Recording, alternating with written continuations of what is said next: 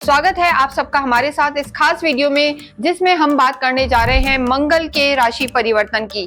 जी हाँ, बहुत लंबे समय से मंगल जो है नीच के चल रहे थे और सब राशियों को परेशान किया हुआ था, लेकिन अब 7 जून को मंगल अपना राशि परिवर्तन करेंगे और कर्क से वो सिंह में जाएंगे, जहां पर वो नीचत्व अपना छोड़ देंगे। और इसके साथ साथ हम ये बताना चाहते हैं कि सिंह भी एक अग्नि राशि है और जो मंगल भी हैं वो भी अग्नि तत्व के प्लैनेट होते हैं और यहाँ पर केतु भी विराजमान है। तो ये जो परिवर्तन होने वाला है 51 दिन के लिए, यानी 7 जून से लेकर और 28 जुलाई तक जो है मंगल सिंह में रहेंगे। जो सिंह हैं इनके परम मित्र हैं, जो इनके लॉर्ड होते हैं सूर्य।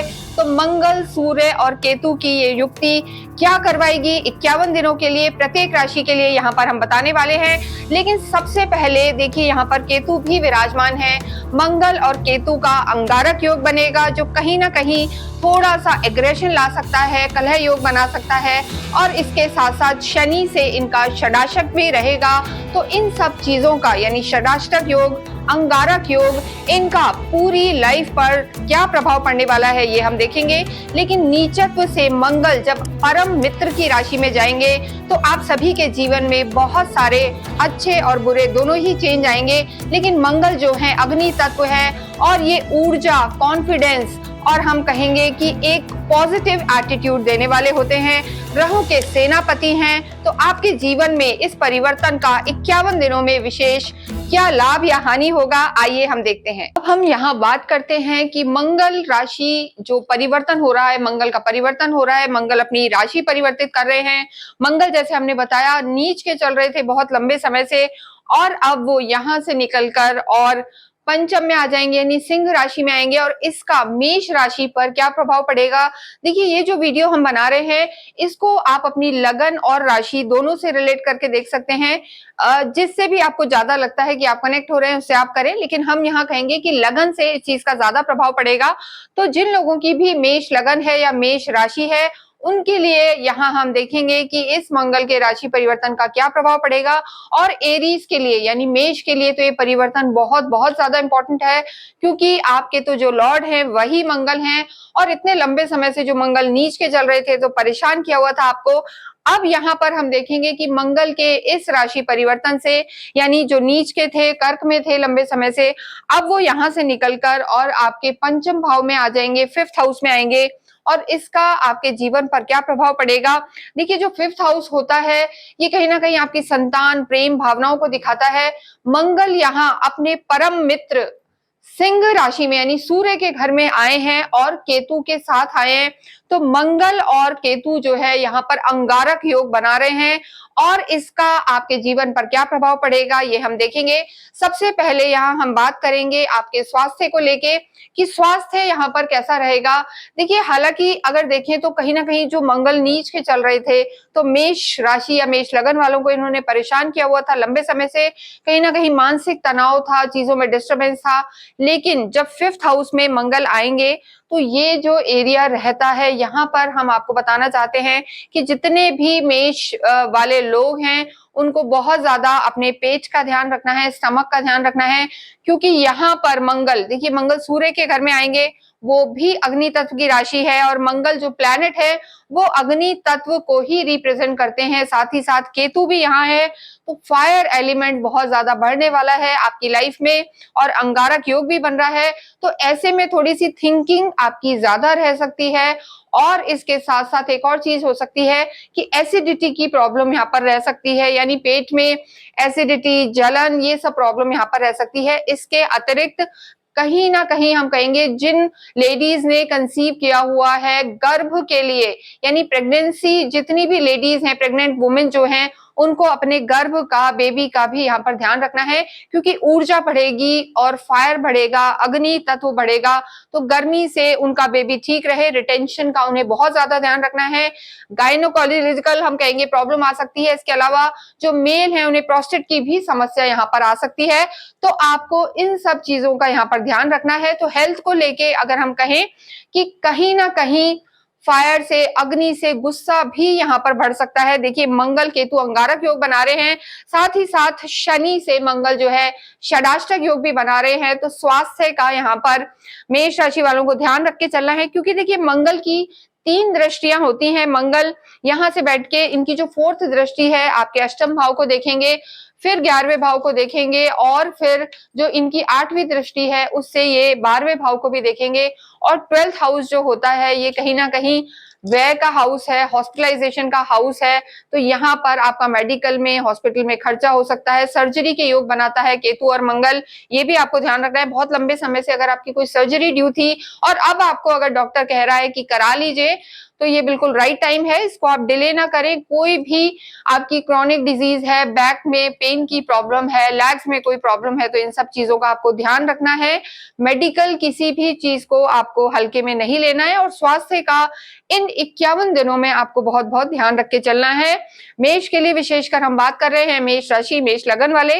मंगल अपना राशि परिवर्तन कर रहे हैं, 7 जून को अपना नीचत्व छोड़ रहे हैं। आप चाहते हैं कि आपके जीवन में अमंगल ना हो और ये मंगल दंगल ना करें, तो आप अवश्य ही कुछ चीजों का ध्यान रखें, और आप एक मारुति यंत्र जो आपके जीवन में सुख लेके आएगा और मंगल के इस ट्रांजिट से आपके जीवन में स्टेबिलिटी लाएगा, आप अपने पूजा घर में अवश्य ही मारुति यंत्र या मंगल यंत्र विराजमान करें, ये बहुत जरूरी है।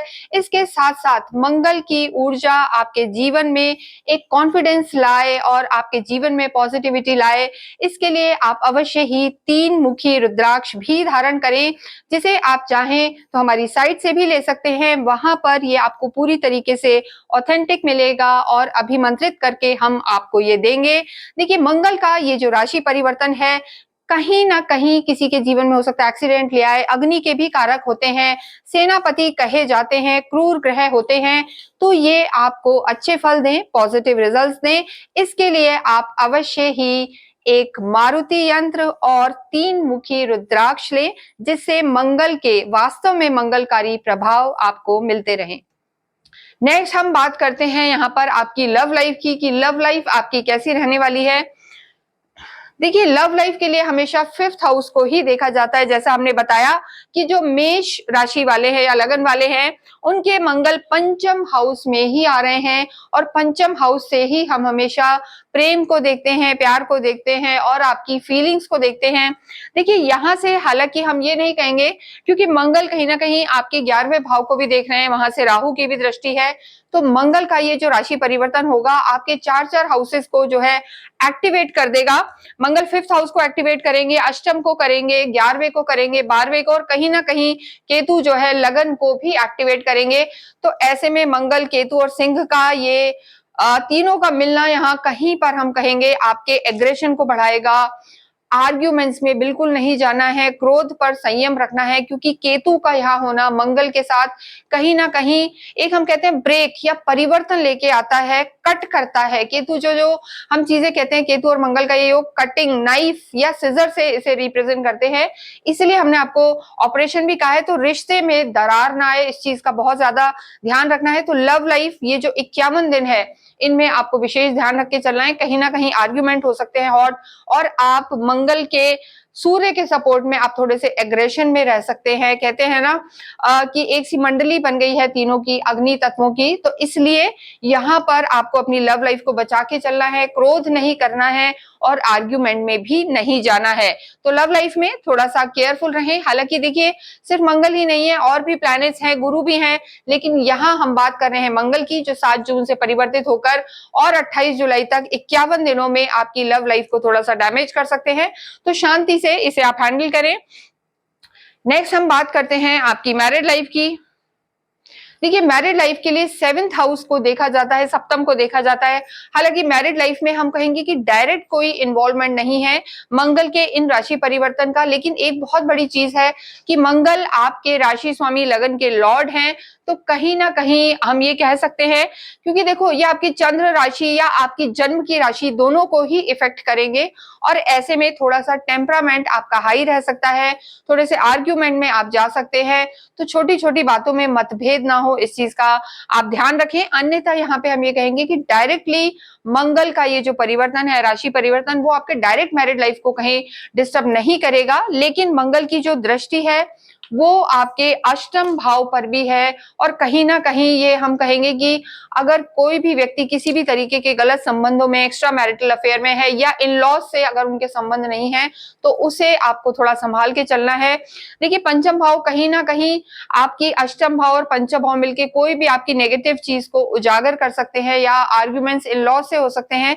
तो ऐसे में आपका जो वैवाहिक जीवन है वो भी कहीं डिस्टर्ब हो सकता है। तो इसलिए मंगल के इस राशि परिवर्तन में आप अपनी मैरिड लाइफ में भी बहस है, या छोटी छोटी बातें हैं, या तीसरा कोई व्यक्ति कुछ भड़काता है, तो उन चीजों को आप टोटली अवॉइड करें। नेक्स्ट हम यहाँ बात करते हैं 10th हाउस की, यानी आपकी प्रोफेशनल लाइफ की, आपके कर्म क्षेत्र की। देखिए, कर्म क्षेत्र की जब हम बात करते हैं तो सप्तम और दशम दोनों को ही देखते हैं। और यहाँ अगर हम देखते हैं तो जो ओवरऑल आपकी स्थिति बनी हुई है, मंगल का ये परिवर्तन सीधे आपके लाभ भाव को भी देख रहा है और आपके खर्चों को भी देख रहा है, विदेशों को भी देख रहा है। तो यहाँ अगर हम देखें तो ये जो परिवर्तन है आपके कर्म क्षेत्र के लिए बहुत अच्छा रहने वाला है।